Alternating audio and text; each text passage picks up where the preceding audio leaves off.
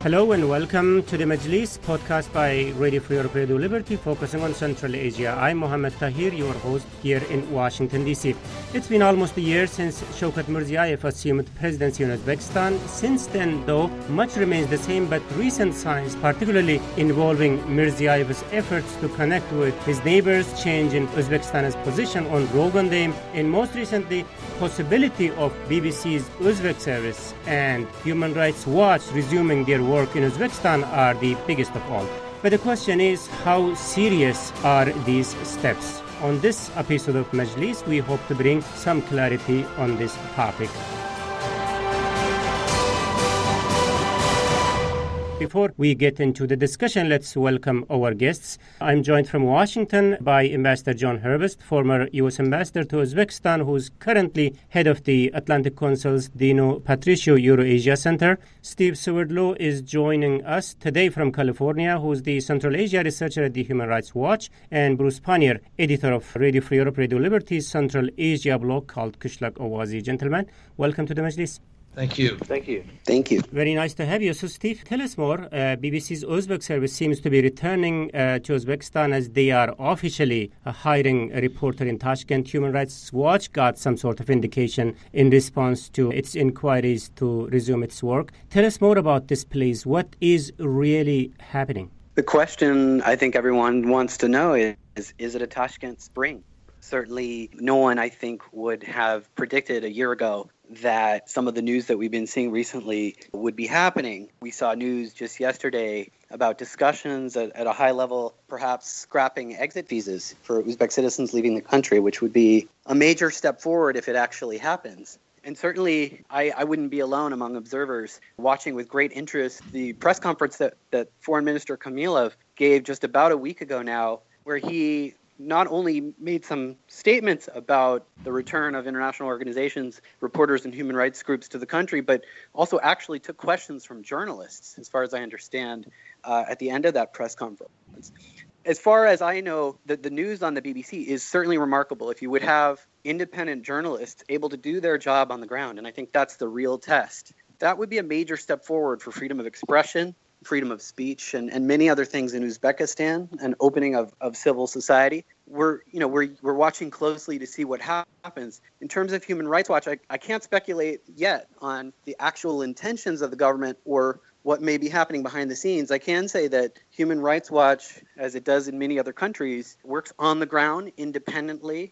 And we, of course, want to be in Uzbekistan and able to work where we haven't been able to do so for the last 7 years, but even before that, after the Andijan massacre, it became increasingly difficult for our representatives to get accreditation. So we did watch with interest that the foreign minister said that the doors would be open, and we'll see. And of course, we want to be in the country and hopefully go back as soon as possible, and we're making efforts to pursue that. But of course, there were some caveats that Kamilov mentioned, which I think he struck tones or notes that we've heard in the past, which is that in order for organizations to work in Uzbekistan, they have to respect national traditions. He said, we have our own conception of democracy and democratic development. And in order to work in the country, one would have to avoid interference. I think the phrase was interference in any of the internal affairs of the country.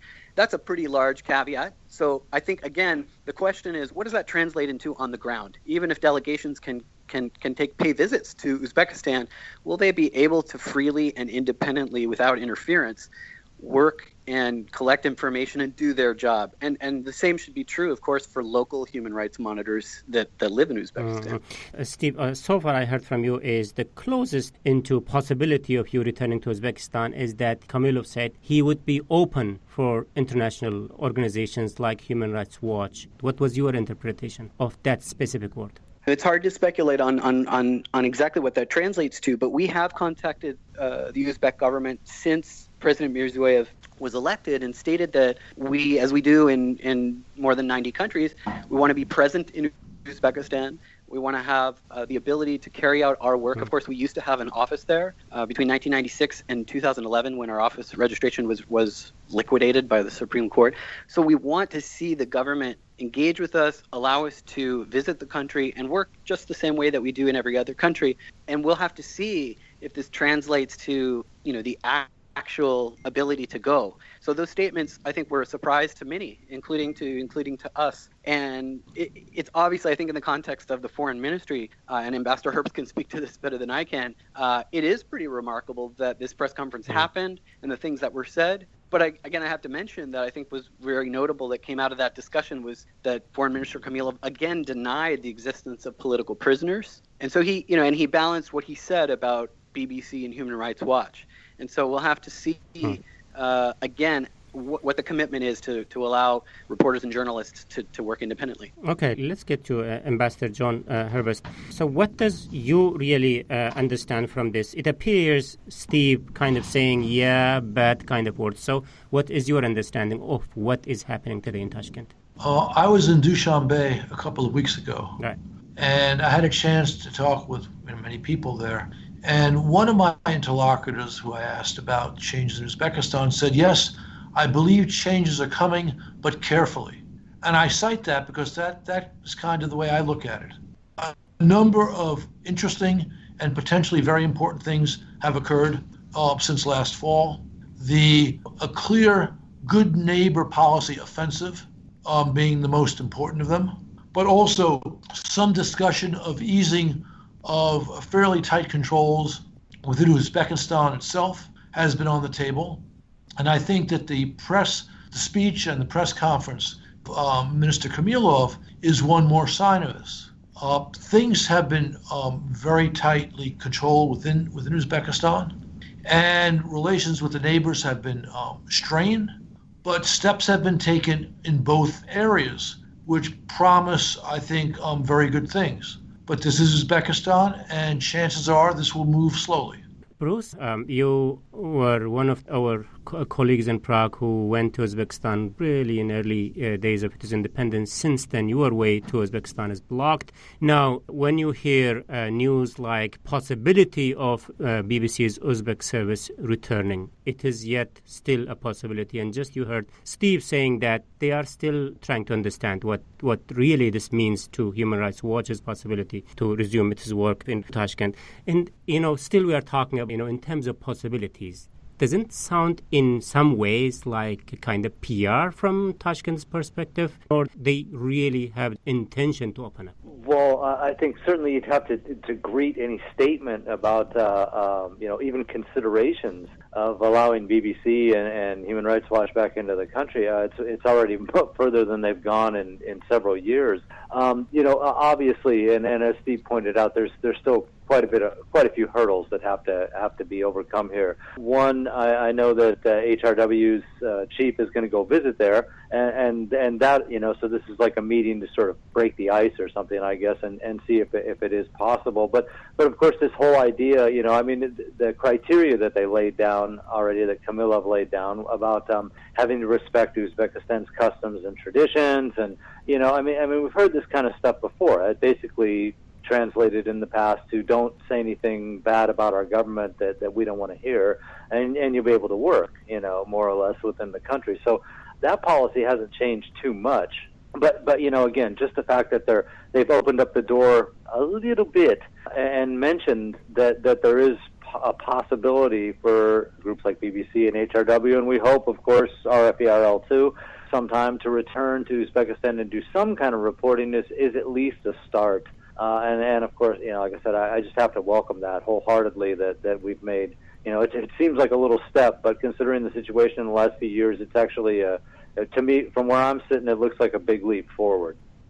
Ambassador, so what is your take on this? What really the Uzbek authorities are trying to achieve by this? I believe that there's an understanding in at least some influential circles in Tashkent that their policy, especially towards their neighbors, was not yielding good results for the country, and that there's a need to improve relationships with all the countries in the area, in Central Asia. That's needed for economic reasons in particular, but perhaps also just for general cultural and political reasons. I think as well that the country has been tightly bound since independence, although there have been periods of greater opening and then periods of greater closing. And there's been a sense that there's a time now to explore what gains might be made by opening things up, at least a little bit, and then seeing the results. And if the results are deemed good, then opening them up some more. Steve, I understand in terms of Human Rights Watch's possibility of return to Uzbekistan, you're kind of saying, okay, let's wait and see what happens. But in that light, there has been several other developments in Uzbekistan which kind of regarded as a positive in recent days. Walk us through some of the other developments that you get from Uzbekistan recently.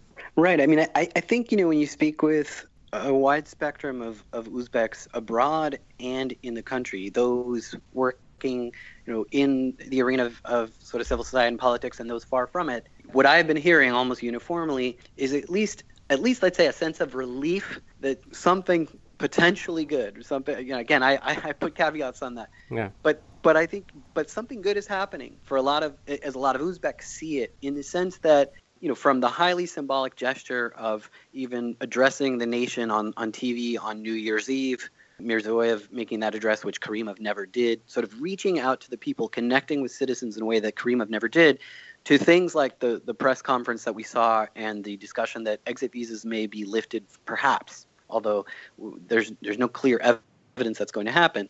I think a lot of people that watch the country, follow the country, and from the country are heartened by this sense that, as Ambassador Herb said, there seems to be a pragmatic understanding on the part of the government that something needs to change. We have seen the releases of, depending on how you count it, between 5 and 6 political prisoners, 5 from prison, 1 from forced psychiatric treatment. That was actually Karimov's nephew. But as I've said in the past, those political prisoners that were released were not released early. They were released at the ends of their terms. They were all elderly individuals, and you still have dozens of secular activists in prison who, I would think that one of the measures that we should be watching really closely over the next few months, with the September Independence Day holiday coming up and the amnesty attached to that, would be whether or not more releases will come of political prisoners. But another thing that we saw in May was we saw the visit by the High Commissioner for Human Rights. First visit of that sort in 12 years. First visit ever by a High Commissioner for Human Rights to Uzbekistan, but the first visit of a high-level human rights official in at least 12 years. So that was very significant. Of course, you saw the ODIHR team from OSCE, the EBRD coming to visit with officials in Tashkent. But on the human rights front, again, having journalists at that press conference indicated that perhaps there's a little bit more space for discussing sensitive topics. We've been watching call-in shows and talk shows on Uzbek TV start to inch closer to criticism of policies in place. You've seen discussion of economic problems that you haven't seen earlier. So again, that's still on the level, I would say, more of the general atmosphere. But on the most meaningful human rights benchmarks, ending torture, opening up for the Red Cross, allowing journalists and local monitors to do their job, we haven't seen that. And I should also just mention that, Human Rights Watch just put out a report about forced labor in the cotton industry about 2 weeks ago, and we see no indications yet of a change on the forcing of adults to pick cotton en masse. So there's a lot that needs to happen, but there are definitely things that are positive steps. Mm-hmm. Ambassador Herbst, these changes, these developments, let's say, how much they are connected to each other? Like Steve mentioned, release of few political prisoners, although they reached to the end of their terms in jail, but and also the possibility, I keep saying possibility, of BBC Uzbek services return to Uzbekistan, and also let me mention the change in position of Uzbekistan on Rogondim. How much these steps are interconnected to each other? Well, they are certainly all connected. They certainly all represent, again, a sense among the current leadership that there needs to be at least some easing of tensions with the neighbors, improvement of relations, and easing of tension or controls within society. But I would still distinguish among the different elements. Authoritarian regimes always release political prisoners as gestures of this or that. So it's not an unimportant gesture, but it's almost business as usual. The other things all represent turn in a direction, in some cases, a direction they'd been at before. I mean, you did used to have Human Rights Watch, and you used to have BBC, and you used to have NDI and IRI in Uzbekistan, then they were tossed out. But this will be a return to the Uzbekistan of a more open variety, although still not very open by our lights.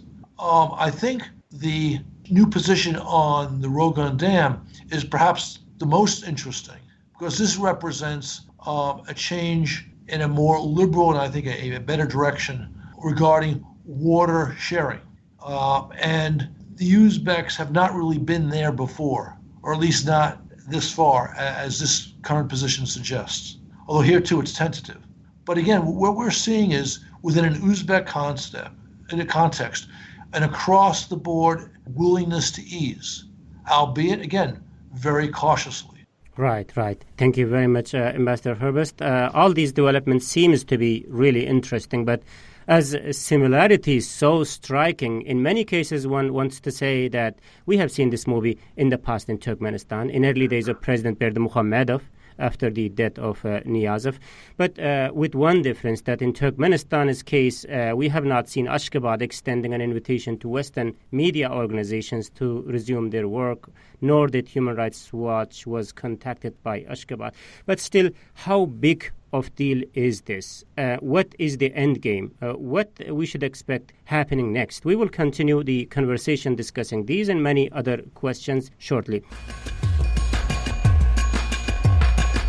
Hey everyone, before we get into the second part of the show, just a quick reminder that if you really like Majlis podcast, there's a real chance that you will also like my other radio show that's called Gandhara Podcast. The show discusses latest developments in Pakistan and Afghanistan from local perspective. And the podcast is published in every second week on Radio Free Europe, Radio Liberty's Gandhara website. It's a totally must-follow discussion for foreign policy nerds with interest in the region. First, let me recap the debate that today on the Majlis, Radio Free Europe, Radio Liberty, Central Asia podcast, we are trying to understand the recent unusual signs that are coming from Uzbekistan and what does this mean. Joining me in the conversation are Ambassador John Herbst, head of the Atlantic Council's Dino Patriciu Eurasia Center. Formerly, he was the U.S. ambassador to Uzbekistan. Steve Severtlo, Central Asia researcher at the Human Rights Watch, and Bruce Pannier, editor of Radio Free Europe, Radio Liberty, Central Asia blog called Kishlak Awazi. I'm Mohammed Tahir, host of the Majlis here in Washington, D.C. Welcome back, gentlemen, to the Majlis. So, Steve, to start with you, you got the invitation. From your point of view, from Human Rights Watch point of view, how big of breakthrough is this? Well, I think we try to see our role and what happens with Human Rights Watch, again, as just one factor, a part of a larger human rights picture. And as I said, we've been engaging, as we do with governments across the world. We, early on, I think it was actually on the first day of Mirziyoyev's presidency, we sent an open letter in which we laid out priorities that we think that he should make changes on. And by the way, I think for this discussion, it's important that international actors and the U.S. and the EU and institutions also really push hard now, given the momentum that we're seeing on these issues, to make human rights changes. But what we asked for was the release of political prisoners. And, we understand that beyond, let's say, the 30 or 40 or 50 well-known cases, there are thousands of those that have been imprisoned on charges, very vague charges of extremism and terrorism. Those are problematic trials that often lacked evidence. And one of our suggestions to President Mirziyoyev was set up a mechanism for looking again at this large population of people that you've deemed extremists, because both from a human rights perspective and from a security perspective, that's in your interests. And we did see, I should mention, the UN Special Rapporteur on Freedom of Religion is set probably to be perhaps the next UN human rights official that would be extended in an actual invitation to visit the country. And we've seen some discussions about, as Ambassador Herbst said, maybe easing in the sphere of religion and allowing those that have been branded as followers of underground movements or attendees of mosques that have fallen out of favor, an attempt to engage with them rather than necessarily imprison them. And we're watching closely to see what happens with that. Mm-hmm. But we laid out all of these issues, and one of them, of course, was the ability of international human rights organizations and local activists to do their job. We don't know even yet whether there will be a visit by anyone from Human Rights Watch. I should say I wouldn't exactly call it an invitation, but we're certainly acting on what we heard, and we would like to be there as soon as possible. And again, we'll have to see what it's like for folks like us on the ground. As Ambassador Herbst said, I think it's still an authoritarian regime in which the activities of NGOs will be controlled very closely. And what we hear from some of our partners in international organizations that are there, or I should say more diplomatic institutions, that the Ministry of Justice is still, a very restrictive body of the government that will issue accreditation in accordance with, political decisions. And so we would hope that there would be some effort to reform that whole process, that registration for local activists, that human rights activity not be de facto illegal anymore, but that there be an attempt to allow activists to register, to gain some legal status, and to conduct operations and activities without prior approval of the authorities for anything they do. Bruce, I wanted to get back to you with this question a little bit earlier. Given the type of changes that you have seen so far in Uzbekistan, who seem to be the real target audience here? Well, that is a good question. Clearly the people of Uzbekistan, to some extent, are the recipients of this message a little bit, because we know that there is a little bit more room for reporting domestically out there. The international community, without a doubt.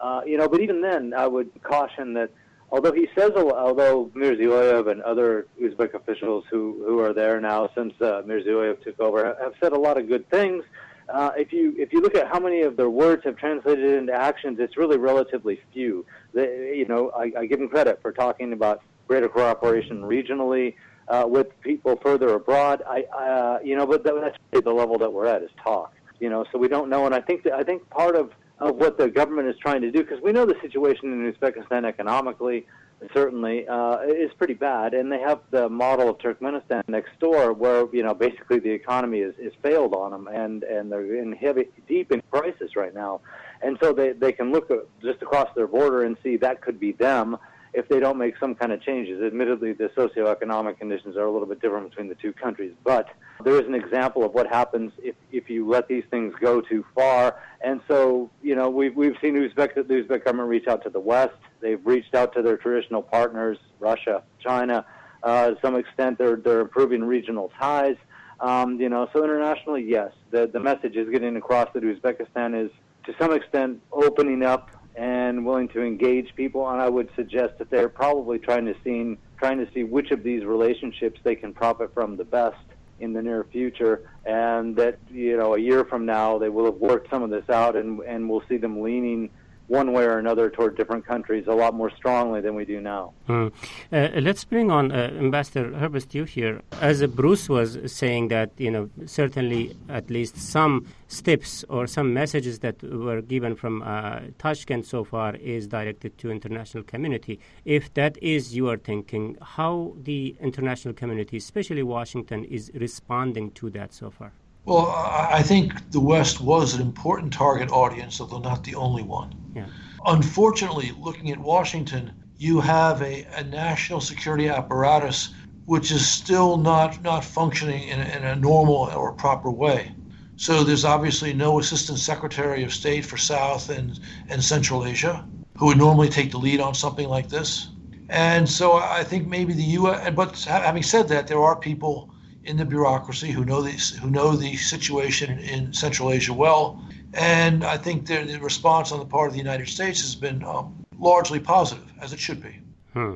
Steve, your take? Yeah, I would agree that I think people from opposite ends of the spectrum with regard to Uzbekistan's positions on human rights. I'm thinking now of our friend and scholar Fred Starr, I think recently wrote an op-ed about the need to engage now with Uzbekistan given what's going on. And I would say, even though we're often in differing camps on human rights issues, I would say, along with what Ambassador Herbst just mentioned, that this is a time when international actors need to be out front, taking full advantage of whatever they can of these changes on the ground, and say there are benchmarks, there are criteria. In fact, when the Andijan massacre happened, there were sanctions put on Uzbekistan for X, Y, and Z. This is what we want to see. This is what we have to happen in order to advance this relationship. So it seems that the discussions about currency convertibility, which is another aspect we haven't touched on here, which would be a huge economic sea change, were that to come about,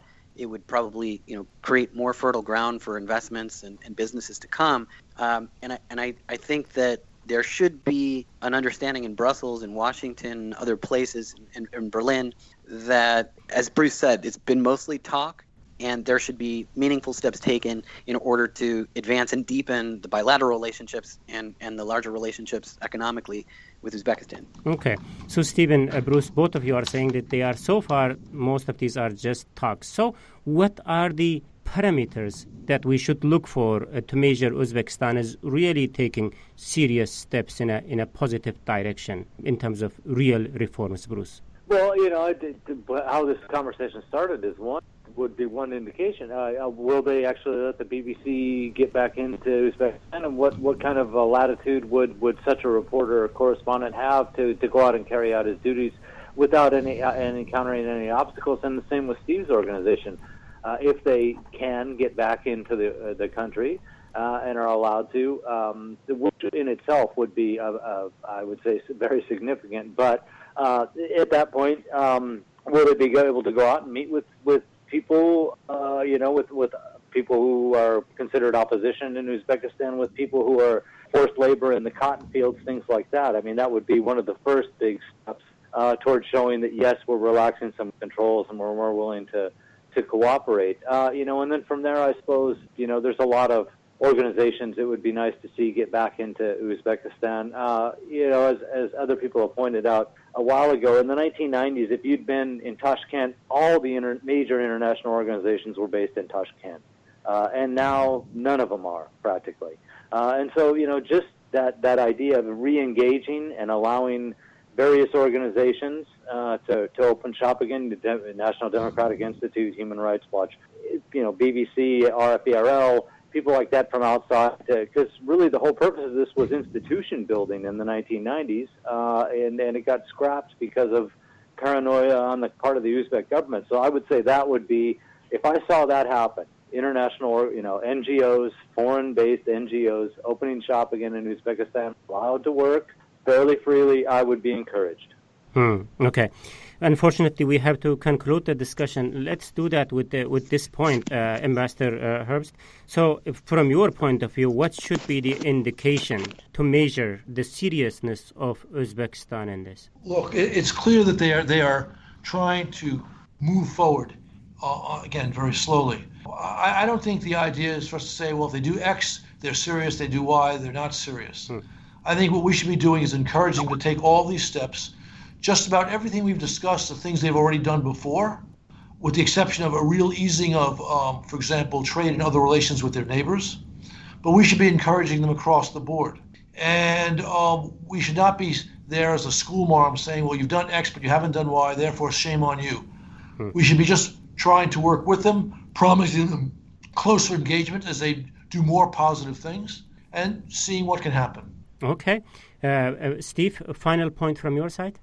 Yeah, just to add to what's been said, I agree with what Bruce and Ambassador Herbst have mentioned in terms of what we want to see, and I also agree that this is an organic process. It's going to take some time. I would, of course, just want to underline that some of these changes, some of these human rights improvements, could be handled immediately. We could call them low-hanging fruit. We could say that they are things that, especially in an authoritarian system, can be handled with the stroke of a pen. So what I mean by that is activists like Dilmurod Saidov, the reporter who has been imprisoned with tuberculosis for now 12 years, and so many others could be released tomorrow. Forced labor. I think there's been so much work on that issue, and there's so much engagement already by the international community. I do think Mirziyoyev could, establish a decree just absolutely prohibiting forced labor.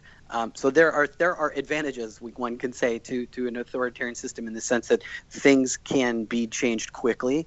So I do think we should push as hard as we can for those sorts of things to happen. Those things absolutely urgently need to happen, because we have seen a human rights defender who died in prison just last year ago who's disappeared. We also saw earlier reports, again, in this period of easing of restrictions, we saw the death of another human rights lawyer who couldn't leave the country because she needed medical care. We've seen people like the world's longest journalist, Mohammed Bikjanov, not be able to leave the country. So we want to see those things happen quickly. So there should be a strong effort to encourage those reforms, but also continue to call out the abuses that are still happening on the ground.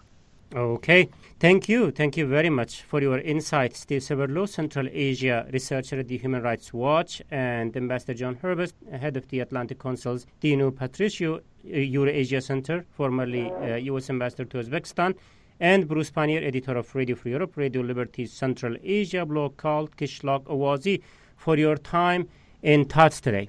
Thank you. Thank you. And this is it from me, Mohammed Tahir, host of the Majlis, Radio Free Europe, Radio Liberty's Central Asia podcast. Until next week, bye-bye.